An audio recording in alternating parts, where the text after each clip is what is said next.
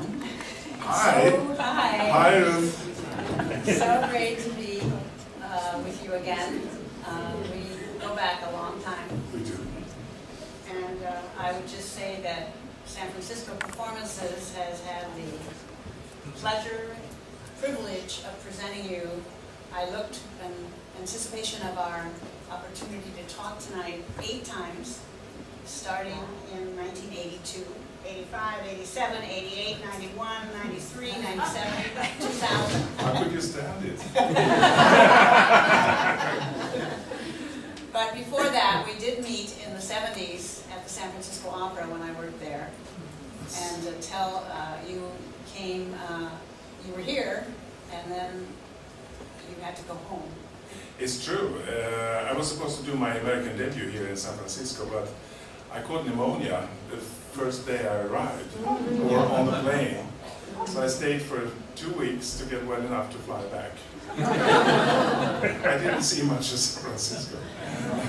I just remember that day in my office, and yes. how sad we both were, because I was bringing, you know, the sort of finalization of all the things that needed to be settled at that point. Yeah, yeah. But you came back to the opera soon again. And it was a sad moment for me too, because I studied this part with Hito Gobi, with whom you might know of, and I was certainly feeling quite well prepared for this occasion, and looking forward to sing with Fredrika Verstade. But that's how life is, you know. yeah. Anyway, so everything moved on. And Yes. Yes. So I guess because we are here tonight to see the film that you made with Ingmar Bergman, Yes. I think we would like to know a little more about how that happened. Uh-huh. I wonder sometimes myself how that happened, but I can tell you that Ingmar, he hesitated for about 25 years to do it. It's not an easy piece to work on stage, or certainly not on film. So he wanted to see how he could maybe alter the numbers in the opera to make it a little bit more logic in terms of dramaturgical issues, you know. Emanuel Schikaneder, who wrote the text, and Mozart, they didn't meet continuously under a short period, because Mozart was writing his Requiem at the same time and it was broken up. So there are some illogical lapses in the play, which I think Ingmar was really doing a fantastic job with. Yeah. And but you performed it first in your debut, the role of Papageno. Yes, I did. In 1968. In '68, yes. I was 23, and I just arrived in Stockholm from home and military service and things, and I knew nothing about opera, but somehow they wanted me to audition, and I got the job. Okay. So say I'll do it while I don't have anything else to do, so then we'll see. Well, let me backtrack a little bit, we'll come back to it. But so speak a little bit about growing up and your family and musical influences growing up.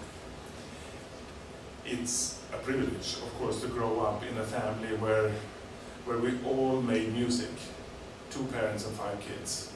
We sang or played an instrument or several instruments, and some instruments we didn't know how to play, and some we knew a little bit more. And so we actually didn't sit around the kitchen table verbally solving problems. We went immediately to the piano and did that with music, which is a great communication thing once you get into it.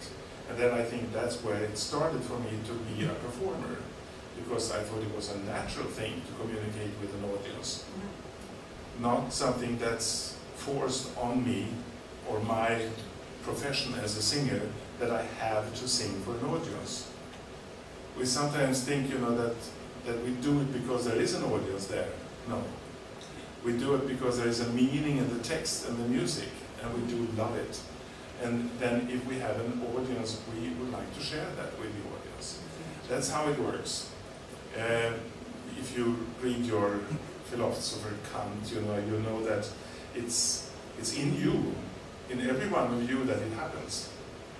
It doesn't happen with us. We act, but you react. and the reaction is the actual performance. So thank you, audience, for being such good actors. So then, but then from growing up in a musical family, you went on to the Academy of Music in Stockholm. Yes, and to my surprise, I got in. You know, and I remember that we sang, of course, the most well-known pieces. Schubert's Der Wanderer was one of the first songs that I sang. It was also the first song that I entered Mozarteum in Salzburg with, when Erik Werber asked if everybody has sung, and I said, no, not me, and described why not, and so on. And he said, come, sing to us. So I sang the Schubert Der Wanderer, and then I was part of his program. So learning a little bit there, but the profession of an opera singer that I learned in the theater, Yeah. which is of course fantastic. And so your debut then in Stockholm, was it? Yes, of course, and with Papageno. Yeah, it was in a production, you know, that was very, very modern. It was fantasy clothes and things on stage. I had absolutely no idea about what was going on. I didn't even know how to get the makeup off. Okay, so this is 68, and then the film was made, as you said, told me it was in 75 or 70? Yes, it was shown the 1st of January in 75 and made in 74. But Ingmar chose me to be part of the production team, so I was with him for about 2 years before the film was actually shot in the preparations of the movie, and that was a fantastic school. I tell you, every detail was in that book. Every needle, every color, every shape was done in this preparation book. So when it was actually filming, it was just 2 turn pages, which of course saves a lot of money and makes it effective. But it also taught me, you know, good preparation might be something to learn. And you were so young at that point in your... I was so young that I thought, you know, learning it from memory was enough. Yeah. No way. But then you... We'll talk about that. Oh yeah, sure. The part of Papageno itself, I mean, you had done it in 68 in your Yes. debut, and now you're working with a film director who's a very deep thinker and philosopher himself. So how did the evolution of the part, the role of this Papageno develop, and your concept of it? Well, for me, it was, first of all, it was very fortunate that I came from the west of Sweden, because I could actually sing the part in the Swedish dialect of Värmland. As he chose Pamina from Finland, who has a Finnish accent, which sounds very pure, very innocent. And Värmland sounds a little witty, a little funny, you know. Sarastro from Denmark, with a very profound dialect that suit Sarastro very well. So he did purposely choose us also for that. But then he told me that he didn't choose me because that I sang Papageno at the Opera House, but because he saw me doing some popular music in a television program. And this is why, because he wants to see how it works in front of a camera. Yes. You know, not on stage, in front of a camera. Yeah. 2 different things. Right. Yeah. Right. So all of these things can lead to so many different questions, and but let's just dig a little bit about the... Let me just tell you a little story there. Okay, okay. In the preparation of the Magic Flute, it was at the same time as, if you remember the bank drama in Stockholm at the Norrmalmstorg, maybe you've heard about it, the Stockholm Syndrome, which is about the refugee, you know, they actually get sympathy for the burglar or the thief, you know. Yeah. So that was such a big news in Sweden that they actually kept a picture live on the television set with the text saying, "We will return if something happens." Do you remember, Barbara? That was the, "We will return if something happens." And then I actually suggested to Ingmar Bergman for the intermission picture of the Magic Flute, which is a picture of the Drottningholm Court Theatre, and said, "We will return if something happens."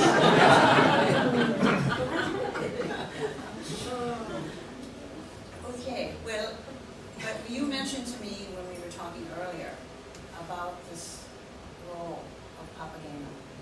Yeah. And you as a very young person taking this role on, and your debut as well as now with this film about the development philosophically, etc., of character. Yes, and I didn't know then, but I read Søren Kierkegaard, the Danish philosopher, afterwards, and there is actually a very interesting chapter in his Either Or called Three Immediate Stages of Erotic or something. It's about Papageno, Cherubino, and Don Giovanni. And Papageno, of course, being the one who has only seen birds. So, quite natural approach to the subject, if I may put it that way. And then Cherubino has some problems, and Don Giovanni certainly had problems. And I didn't sing Cherubino, but I sang Don Giovanni. So I got that span. Now, Papageno is to me a part that describes maybe the essence of what it takes to make this world a more peaceful place to be. Because there is no conflict in his world. There is only love. It's just he's missing one thing, and that's a wife. You know, very, very basic in his thinking. And this suited me perfect because I was kind of being that type myself. I refused to see the problems in the world. I didn't go into that thinking early. I acted out Papageno in my private life, actually. So that was fine. And later on, I also got to know Peter Schaefer, who wrote the piece Amadeus, and we sat down talking about all the letters that went through, you know, Mozart and his father, and so on. And that's actually when it happened that Papageno became my buddy, you know, really my closest friend. So it's like two people growing together. First it's very natural, sure, we'll play, but then it matures and then it grows into something that you actually understand why. So, you told me also that you stayed in touch with Ingmar Bergman and Yes. actually just recently visited his home. Yes, I had the privilege to be invited to the Ingmar Bergman Festival, which is in the East Sea, in the island of Fårö, north of Gotland, where he lived.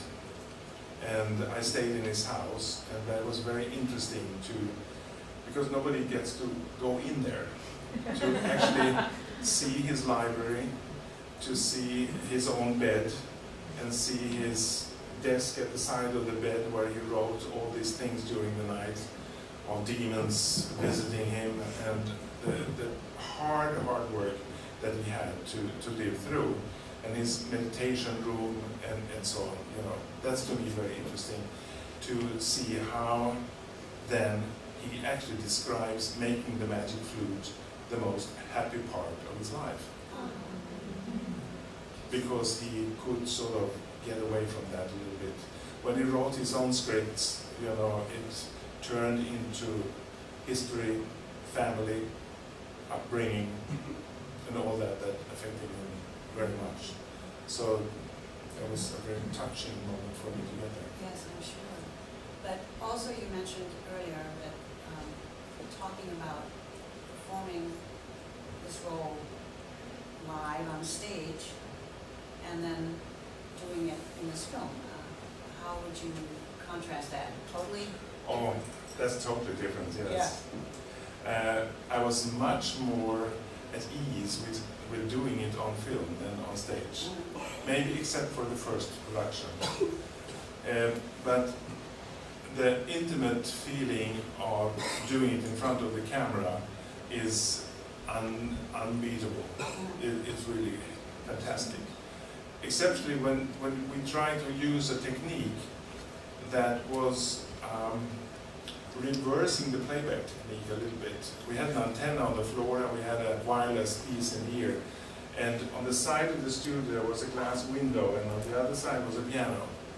But in the studio here was the conductor. So we could actually sing fully out, we could hear the piano, and the conductor conducting, and the filming was, totally synchronized with lips. Then afterwards, the conductor would take the picture of us and add the orchestra onto that. Fantastic, and our feeling of power, grew. So, but it worked as long as we were just one, two maybe. But then ensembles, we couldn't do it. We couldn't hear the piano. Yeah. So that's. But it was, very interesting to work out something new. And then, what other film experiences did you have after that? First of all, right after I was in contact with Ingmar also because I wanted to do a film of Schubert's Winterreise, which I did, and he certainly gave me a lot of input to that. But I did direct it myself, so he was too busy to become my director for that one. And I'd done the Race Progress, Stravinsky, I've done Don Giovanni, and other things, films, bits and pieces, for a long time. And speaking of film, just let's move ahead now to the current time we live, and what is your feeling about film and how the Met, for example, is using it in HD broadcasts of performances? San Francisco is doing some too in movie theaters. I think it's fantastic. Carlo Felice Cilario, who is not anymore with us, but we talked about this early on, and he said in the 30s and 40s, people were worried about the film and making opera on film, that it would kill the opera live. Just making movies of it in the cinemas. Yeah. Proven wrong. Yeah. No way. On the contrary, it helps. And I'm absolutely sure that the audience goes to the opera house for different reasons. Yeah. That we know. Some people want to go there and see what the foyer looks like, and if the wine is okay, Some are more experienced and see many things. But if you have a chance to sort of feel the atmosphere around the theater already in the north of Sweden, you might think that the next time you go to New York, you also include the Met, a performance. I think that's absolutely true. So I'm not worried about that at all. So let's switch to LIEDER now. Yeah. And you certainly have dedicated so much of your career to the art of song. So I just want to ask you why. Well, first of all, I think that is the most intimate form of communication I know. And it's also, for me, the most powerful. So if I want to do something with an audience, I prefer to do it in LIEDER than in opera. Yeah. And there's a big difference between LIEDER recitals and opera, because recitals you see the audience. The audience is in light. In opera you don't see the audience. It's, the fourth wall is black. We have all these lights in the... so we cannot do that. And I prefer to see the reaction in the audience. And I prefer to manipulate the audience if they don't react at all. And I actually would like to work on it. That's my privilege and actually my duty. If I see that the audience doesn't get it, then I have to alter my performance somehow. And by observing also the audience, you know how prepared they are to receive the information. I once did a recital in Cleveland, and there was a couple sitting a little bit to the left of me. But I could clearly see that he had been working very hard all day, because he fell asleep after 2 minutes. But she was, you know, really had been home and making herself beautiful and said, recycle, and she of course had forced him there. So I started, while I was singing the first couple of songs, to acknowledge that she had been so dedicated to this, that she actually did this, brought him there. Thank you for doing that.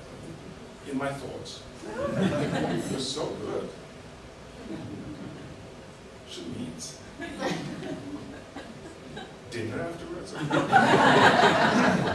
Until she got so embarrassed that she woke her husband up. And from that moment, I had them both for the entire concert. And this sounds a little bit obnoxious to do that, but it was not done in that way. You know, it's full of love. But actually, see that people come from different circumstances and had different days is a true joy. It's like painting a painting and using every color there is in the audience to do this and make it understandable for everybody. Now, I'm sorry, I'm babbling. No, you're not. I just wanted to take that because I certainly have had experience with great singers who are so uncomfortable with the recital format because it's so exposed. Yes. And it is. It's different, as you say, from being conducted and with an orchestra or in opera or the prompter, etc.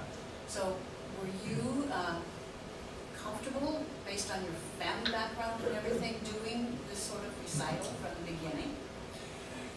I could actually say yes to that. I certainly had to learn a lot more of the skills of performing. Yeah. Theater Things that we have to know when we're performing. But singing at home, we had our own Schubertiades, you know. So that was a normal format for me. Yeah. Even when I started staging the recitals, sort of semi-staging in a minimalistic way, we did that at children also, when we were performing at home. So for me, that has never been a... So talk about how important and the relationship you have in a recital with the pianist as your partner. That's, of course, very important. It has become more and more important the more I understand about it. You know? And if you start, for example, with analyzing a song and actually analyzing the piano part, to be able to do that, you have to actually know what a bass clef and treble clef is, and understand that it goes higher when you play this way and lower that way, and all these melodies within and how the music is built. Because as a performer, as a singer, you can actually use it. You know, by getting out of the way when something important is happening in the piano, and vice versa. You know, so because it can never become a fight on who is first and loudest. That's not a very good painting, you know, if you do that. Also, I have altered the placement of the piano when I perform, that it's a little bit at an angle, and myself also being a little bit at an angle because I want to create a perspective that draws the audience into the music and not closing it off. Creating a better acoustic environment, etc., etc. These are things that can be worked out. Give you a short example of Winterreise. When I do that in recital, I actually sit next to the pianist. If the piano is here, I sit there. As a quite famous drawing of Schubert and Vogel. And Vogel is sitting with his glasses in his hand, listening to Schubert playing the piano. You know? So we did that, Warren Jones and I, by sitting on stage 15 minutes before the concert starts, in a frozen picture, in a lower light, and then letting the audience come in and see this picture and also saw the picture in the program and say, Yeah, something going on here. So sitting down and then just lowering the light and raising the light on stage and starting the music. Now, why? It's because we didn't get an applause. Fantastic. The applause didn't disturb the beginning of the piece. It was like, yes, it was like starting the music in a home. You know, not bravo, bravo. Why do you say bravo? I haven't done anything yet. It might be boo. You know, so sometimes it's nice to be able to just ease that in. So, also wanted to just touch on the sort of the protocols of the recital and how things have changed from the more, old-fashioned way of being very, very stiff and there's no particular action because you're talking about a dramatic interpretation there. Yes. But as I was saying earlier, our very first season, we presented Elizabeth Soderstrom, your esteemed Swedish colleague, and she spoke a lot to the audience that night from the stage. And I was sort of amazed. I thought it was charming and wonderful and warm, but the critics were, ooh, they didn't like that at all. I know. Well, that says something about critics. I heard the recital when she was in Washington. Yeah. And she started the recital by saying that Sweden is known for exporting 3 things. Steel, wood, and voices.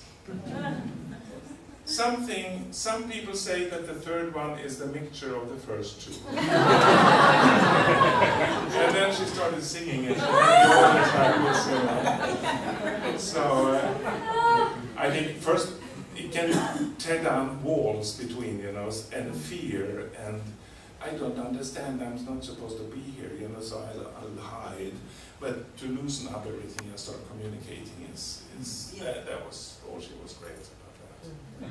Great teacher. No, she was fantastic, and of course now she's being proven, correct, because many more artists in all areas are. And she has a fabulous sense of humor. Yeah. Oh, always being able to keep that distance to. She said, Jenny Lind is dead, and Christina Nilsson is dead, and I'm not feeling quite well.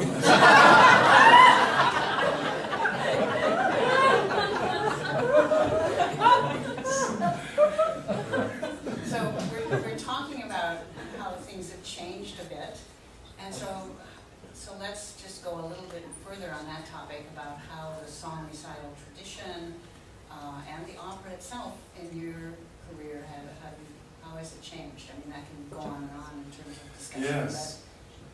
But it was very interesting because I heard last night a clip by Tito Skipa singing the Una furtiva lacrima in a beautiful way, but boy, how boring that was.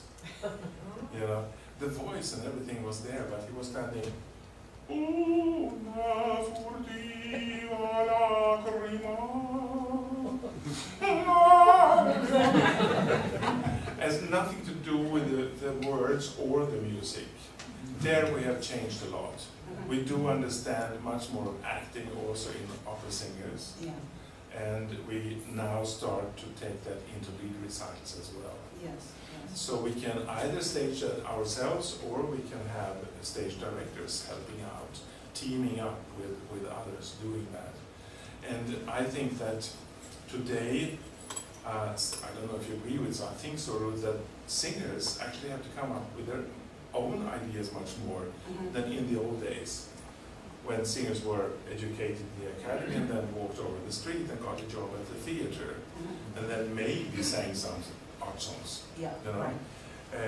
Now we have to dream up our projects. We want to maybe to have one poet or a theme of whatever, interesting subject. I just saw Dominic Argento, one of America's best composers, in Minneapolis right now. I premiered his André expedition. So he took these journals and love letters of the 3 men that went to the North Pole in an air balloon in 1897. And they were found 30 years later when they were dead, walking back. They crashed and they started walking back. Short story. In any case, he took this and set music to it. So this is a kind of project, you know, that can involve one singer. It can involve more singers. And I've done that also with his blessing. And you've just recorded it now, right? Yes, I just recorded and put it on our Singer Studio website, where it's Singer Studio Sweden, and you look for the André expedition. It's a very touching story. That poor 3 men. So you mentioned the Singer Studio Sweden, so let's go there now. All right. Because this is you're the director, and so Yes. describe it, and how is it different from other training programs? Or Well, it first started out with that I met a man who was part of forming the Actors Studio in New York, and we really got talking about that, and I learned what that was all about, you know, what Paul Newman and Marlon Brando and James Dean and all these guys wanted and needed to do, because they didn't have any job after the war. So to keep their instrument sharp, you know, they had to perform for each other. So I was thinking, there's a lot of jobless singers around here. Maybe we should start performing for each other. And I invited some from the Actors Studio to a place in Stockholm, and we had a little talk about it. Then, in order to have the Singer Studio, which is a different form of teaching, it's a master class without a teacher, because the singer sings for the audience, and the audience talks back, and saying that, oh, that was good, but I lost you there, you know, interesting. What do you mean by that? And so on. And the singer sings the song again, and again, and again, to actually see what is the maximum I can do with this song for the audience to understand every bit of it. So that was the essence of the Singer Studio. Then to make that alive, to use a popular word, I created some things around it. So I had individual lessons, I had master classes, lectures, concerts, whatever. A composer came and went through his new piece, etc. So that's a concept. And within that concept, we have this Singer Studio. Maxine and John, how are we doing on time? Oh, a couple of hours, I hope. Oh, 5 more minutes. So Yes. I think, hold on. First of all, I think everyone knows that you're doing some master classes here next week for LIEDER Alive. Yes. But I think we wanted to also have the audience have an opportunity to ask some questions. Sure, absolutely. If you have some. If we don't have any questions out there, we have been fantastic. Yes. Yeah, well, I'll ask you, Håkan, we're talking about the singers having to be more animated and connect with the audience and so on, whereas the singer you just referred to earlier was like a stiff pole, right? Yes. Well, so in view of that, how would you describe the difference between Placido Domingo, I think he's the real actor, and Pavarotti, who is the super voice in my book? Right. First of all, I would never talk about colleagues, you know. But in a more broad term, you know, that the one who is feeling more at home with the communication is, and that can be for different reasons, you know, as we talked about, the upbringing and so on, has an advantage. But I can tell you that with students, Jordan knows this from Italy, where we met last time, that I usually say that I don't like singers, but I love performers. You know, so it can be a fantastic voice, and it can be, you know, glorious. But if it doesn't mean anything to me, then I get a little bit bored by that. But it can be a less glorious voice and a very interesting performer. And I get goosebumps. So, yeah. In the last song in Finderreiser, when he encounters the organ grinder, what are you thinking or feeling when you sing that? Sorry, I lost you the last one. What are you thinking or feeling when you sing that song? I think it's after his death. He encounters the organ grinder. Yes. So, but he dies in the previous song, in the end of the Nebensonnen. So, what it's about is what happens after the death. You know, that the death, the organ grinder comes and you want to walk with me, you know. And so, he doesn't answer.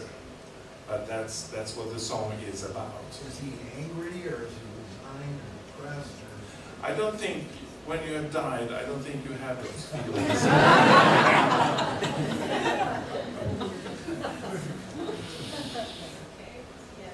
I'm just wondering what a really good director of an opera does with the singers to get good acting performances out of them. Well, that's a very good question. Should we repeat the question? Yeah, what does a director do to get the best out of a performer, right? And that has to do with the magic flute too, because Ingmar made very clear that the channel of information to the singer has to go through him. And not many channel of information goes to the performer, because that can be very confusing. You hear something there and you hear something there. It can be personal opinions, but he didn't allow that. If somebody thought, you know, that Håkan should carry the flute this way, they had to go through Ingmar. So he could filter that information. And I think that's, if a director can do that, and not doing that because they think I am the best director in the world, but that it's a useful technique, then I think the director is doing it. What kinds of things would he say to you to get that really got a good performance at it? You made you be a better actor. I think there you come with the psychology, you know, that he opens up the field for you and let me give a couple of suggestions of what I could do or in what way I should sing or perform. And then he, of course, takes this the way he wants, so it works with other things in the film. But I actually go home and think that I did it. And that's very good. If you can build the self-confidence with someone, you know, then it's great. Any other question out there? So, The singers and I will talk about this later. so Håkan, thank you so much. Well, thank you. It's a pleasure.